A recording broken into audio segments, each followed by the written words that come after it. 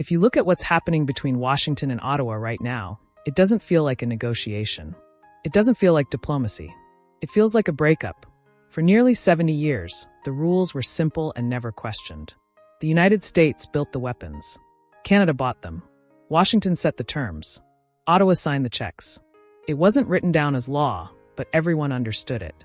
That was the deal. That was the special relationship. And then, in less than 48 hours, that entire system cracked. Because when Donald Trump decided to tighten the leash, he expected Canada to do what it had always done: fold quietly, smile politely, and pay. Instead, Canada flipped the table. And what happened next sent shockwaves through defense markets, rattled the Pentagon, and triggered panic calls to the White House that are still happening right now. This isn't a theory. This isn't posturing. This is a real shift, and it's already costing the United States billions. So let's slow this down and walk through exactly what happened, step by step. Because once you see how this unfolded, you'll understand why this moment matters far beyond fighter jets, and why the era of automatic obedience is officially over. It started on Tuesday. Donald Trump was standing at a podium in Ohio, doing what he does best, rallying his base. He was talking about strength. He was talking about dominance. He was talking about allies who, in his words, take advantage of the United States. And then he turned his attention north. He singled out Canada, not subtly, not diplomatically, but directly. He said, and this is paraphrased, that if Canada wanted to stay under the American security umbrella, it needed to buy American equipment exclusively. No delays, no alternatives, no excuses. He demanded an immediate commitment to a massive new tranche of American-made fighter jets. He attached a price tag. He attached a timeline. This wasn't framed as an offer. It wasn't framed as a partnership. It was framed as leverage. Buy our jets, or maybe we reconsider how much protection you get. Buy our jets, or maybe tariffs suddenly appear. Buy our jets, or else. In the past, this approach worked. A previous Canadian Prime Minister would have rushed to Washington. They would have talked about cooperation. They would have promised reviews and studies and future discussions. That didn't happen. Mark Carney didn't respond at all. No press conference, no angry statement, no dramatic speech. Just silence. And while the cameras were focused on Trump, something very different was happening behind closed doors in Ottawa. Less than 6 hours after Trump's speech, the Prime Minister's office issued a quiet, formal directive to the Department of National Defense. No announcement, no headlines, just paperwork. Canada did not sign the deal. Canada did not renegotiate the deal. Canada suspended the exclusivity clause. That sounds technical, boring even. But in reality, it was a declaration of independence. Because that single move meant Canada was no longer legally bound to buy American equipment, and only American equipment. For the first time in decades, Canada's defense checkbook was officially open. And that's when things escalated. Because within hours, reports began surfacing that Canadian officials were spotted meeting with European aerospace groups. Not for courtesy visits, not for photo ops. They were there to discuss alternatives. France, Sweden, countries that build world-class fighter jets, competitors. Trump's message was buy American or else. Carney's response was simpler. We'll shop elsewhere. This is the part that stunned Washington. The U.S. defense industry has treated Canada like a captive market for generations. Contracts were assumed. Forecasts were built around it. Entire supply chains depended on it. Trump tried to squeeze harder, and instead, the entire relationship slipped out of his grip. Now, some people immediately asked the obvious question. Is this just theater? Is Carney posturing for domestic politics? Is this a bluff? No, because the receipts came fast and they were loud. The first receipt showed up on Wall Street. The moment news broke that Canada had suspended exclusivity, major American defense contractors saw their stocks dip. Not a crash, not a collapse, but a sharp, immediate drop of 2% to 3% in intraday trading. That might not sound dramatic until you understand what that means. That's billions of dollars in market value erased in minutes. Markets don't panic over speeches, they panic over risk. And investors immediately understood the risk. If Canada can walk away, who else can? Because this wasn't just about one contract. It was about reliability. Trump's rhetoric signaled something dangerous to investors. American defense companies were now attached to political volatility, and volatility scares capital. Then came the second receipt, a leaked internal procurement memo from Canada's supply chain sector. This document outlined a new requirement. Every dollar spent on defense must generate a dollar of domestic industrial benefit. In plain language, if Canada buys jets, Canadian companies must benefit equally. Trump's demanded deal didn't include that. It was cash for planes, no tech transfer, no domestic investment. By enforcing this rule, Carney didn't just say no. He made it legally impossible to say yes. And that's the genius of it. He didn't escalate rhetorically. He didn't insult Trump. He didn't provoke a headline war. He used bureaucracy as armor. He tied his own hands so they couldn't be forced. That's not weakness. That's defensive politics at the highest level. Then came receipt number 3, flight logs. Government aircraft moving repeatedly between Ottawa and key European capitals. A noticeable spike in high-level diplomatic traffic with France and Sweden. Those countries weren't chosen randomly. They build fighter jets capable of replacing American systems. And if Canada signs one of those deals, the implications are massive. The jets themselves are just the beginning. Maintenance contracts, software updates, training systems, specialized parts. That's tens of billions of dollars over decades. And suddenly, that money was looking for a new passport. Then receipt number 4 sealed it. Canada's tech and aerospace sector, usually quiet, cautious, went public. Executives from AI firms and advanced manufacturing companies openly supported Carney's move. Why? Because Trump's America First policies often lock Canadian companies out of U.S. defense contracts. They're treated as outsiders. Carney's message to them was clear. If they shut us out, we build it ourselves. He turned a defense standoff into an industrial mobilization. And Canadians responded. Polls showed something unexpected, not fear, but anger. And Carney was converting that anger into leverage. So why is this happening? Why is the most powerful man on earth losing a staring contest with his quiet neighbor? Because Trump is fighting a world that no longer exists. His strategy is simple: leverage through pressure, threaten tariffs, insult leaders, demand compliance. That worked decades ago. It doesn't anymore. Countries have options now. When Trump threatened Mexico, Mexico diversified trade. When he pressured Europe, Europe accelerated military independence. Now Canada is doing the same. Every time Trump plays the threat card, it loses value. And inside Washington, people know it. The Pentagon understands what this means. The US and Canada share a continent. They share NORAD. They share Arctic defense. If Canada stops buying American systems, interoperability breaks down. That's not a business problem. That's a security nightmare. Trump thinks he's selling cars. He doesn't understand he's selling cohesion. And cohesion is what keeps North America safe. Now contrast that with Mark Carney. If Trump is a sledgehammer, Carney is a scalpel. This is a man who ran the Bank of Canada, the Bank of England. He understands capital. He understands incentives. He doesn't fight emotionally. He fights structurally. Carney knows Trump needs fast wins, headlines, crowds. Carney is playing the long game. By opening bidding to Europe, he's buying insurance. He's telling the world Canada is stable, predictable, sane. In a chaotic environment, money flows towards stability. And Carney is betting something even smarter. He's betting Trump's own donors will turn on him. Defense companies have lobbyists, powerful ones. And when billions are on the line, those lobbyists don't stay quiet. Carney is waiting. Now, here's why you should care. This isn't about jets. It's about prices. If Canada stops buying American equipment, U.S. factories lose volume. They lay off workers. If Trump retaliates with tariffs on Canadian steel or aluminum, prices spike. Cars cost more. Construction costs more. Even your beer gets more expensive. Supply chains are interconnected. Shock one part, the whole system feels it. But zoom out even further, and the picture gets darker. This is the erosion of American influence in real time. When the U.S. treats its closest ally like an enemy, others take notes. Japan sees it. Germany sees it. South Korea sees it. Loyalty no longer brings trust. It brings bills. And when you become a risk, people stop relying on you. There was a moment that captured all of this perfectly. A reporter shouted a question at Canada's defense minister after a meeting. "Are you worried about how President Trump will react?" The minister didn't stop walking. He adjusted his coat and said 5 words. "We are shopping, not begging." That's the shift. Now, where does this go? 3 paths. First, the Trump tantrum. Tariffs, retaliation, escalation. Canada responds in kind. Markets wobble.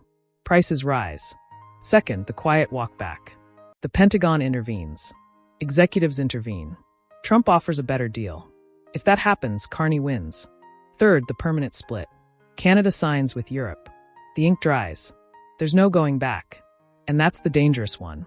Because this isn't about metal and engines. It's about who owns the future. Trump believes force still works. Carney believes strategy does. And Canada just proved the United States isn't the only game in town. So I'll ask you, is Carney protecting sovereignty or daring Trump to blow up the alliance? Is this smart defense or a dangerous gamble? Drop your take in the comments. I read them.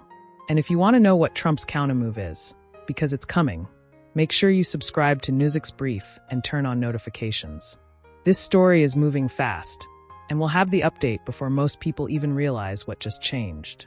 Let me expand on what this really means for the future of American alliances and why this moment represents far more than a trade dispute or a diplomatic spat. Because what we're witnessing is a fundamental recalibration of how power works in the 21st century, and the lessons from this US-Canada standoff will shape international relations for decades to come. The first thing to understand is that Canada's move wasn't impulsive or emotional. It was strategic and calculated. Mark Carney is playing a different game than Trump, operating on a different timeline with different objectives. Trump needs immediate wins he can sell to his base. A signature on a deal, a photo op, a headline declaring victory. Carney doesn't need any of that. He needs to demonstrate to Canadians that their country won't be bullied, and he needs to signal to the rest of the world that Canada is a reliable, sovereign partner. This is where Trump's transactional worldview becomes a liability.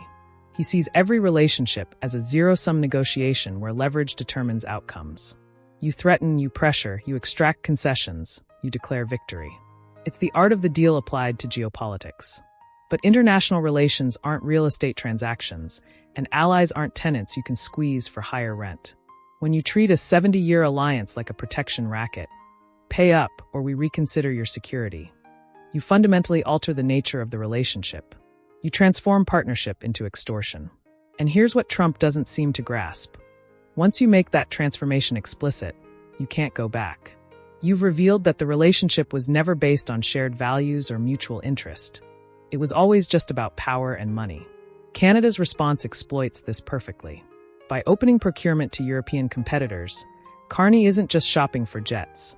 He's shopping for a new security architecture. He's demonstrating that Canada has alternatives, that dependence on the United States is a choice, not an inevitability. And that choice can be unmade. This is existentially threatening to American defense contractors, which is why the market reaction was so swift. These companies have built entire business models around the assumption that allied nations, particularly Canada, would automatically choose American systems. Not because they're always the best, not because they're always the cheapest, but because the political relationship demanded it. That assumption is now shattered. But the implications go far beyond corporate profits. The U.S. defense industrial base depends on allied purchases to achieve economies of scale. When you're producing fighter jets or missile defense systems, you need volume to spread fixed costs and maintain competitive pricing. Canada alone represents billions in reliable, long-term revenue. Losing that doesn't just hurt one contract. It makes every future system more expensive to develop and produce. And here's the multiplier effect. If Canada successfully diversifies away from American defense systems, other allies will notice. Why wouldn't they? If Canada can get competitive terms from France or Sweden, if they can negotiate technology transfer and domestic industrial benefits, why should South Korea or Australia or Japan continue accepting take-it-or-leave-it deals from American contractors? Trump's approach accelerates this diversification. Every threat he makes, every ally he insults, every transactional demand he issues, it all reinforces the same message. The United States is an unreliable partner, and unreliable partners get hedged against. This is what I mean by the erosion of American influence in real time. Hegemony isn't just about military strength or economic size. It's about being the indispensable node in global networks. The country everyone needs to work with, the partner everyone wants on their side, the market everyone wants access to. That position is built on trust, predictability, and mutual benefit. It's built on being valuable, not just powerful. Trump's America First nationalism confuses dominance with influence. He thinks threatening allies makes America stronger. In reality, it makes America more isolated. Because when you're unpredictable, when you weaponize interdependence, when you treat friends like enemies, people start building systems that don't include you. The NORAD and Arctic defense dimension makes this particularly acute. North American defense isn't divisible. You can't defend the continent piecemeal. If Canadian and American systems aren't interoperable, if the command structures aren't integrated, if the protocols aren't aligned, you've created massive vulnerabilities that adversaries will exploit. China and Russia would love nothing more than to see the US-Canada defense relationship fracture. A divided North America is a weaker North America. And Trump, in his attempt to extract concessions from Canada, is doing their work for them. Mark Carney understands this, which is why his strategy is so effective. He's not threatening to abandon NORAD or leave the alliance. He's simply saying Canada will diversify its procurement, work with other partners, build domestic capacity. On the surface, it's reasonable. But the subtext is clear. If you treat us like a subordinate, we'll act like an independent power. And this is where Carney's background in finance becomes crucial. He knows how markets work. He knows investor psychology. He knows that uncertainty and volatility are toxic to capital. By creating doubt about long-term US-Canada defense cooperation, he's imposing costs on American companies without firing a shot. Their stock prices drop. Their future revenue projections get questioned. Their ability to raise capital gets harder. And those companies have lobbyists. Powerful lobbyists with direct access to Congress and the White House. When billions of dollars are at stake, those interests will make themselves heard. Carney is betting, probably correctly, that corporate pressure will eventually force Trump to back down, or at least offer better terms. This is asymmetric leverage at its finest. Canada is smaller, less powerful, less wealthy. But by threatening to walk away from a relationship the US has taken for granted, Canada gains negotiating power. It's the same dynamic you see when a smaller country threatens to default on debt. The creditor suddenly cares a lot more about keeping the debtor happy.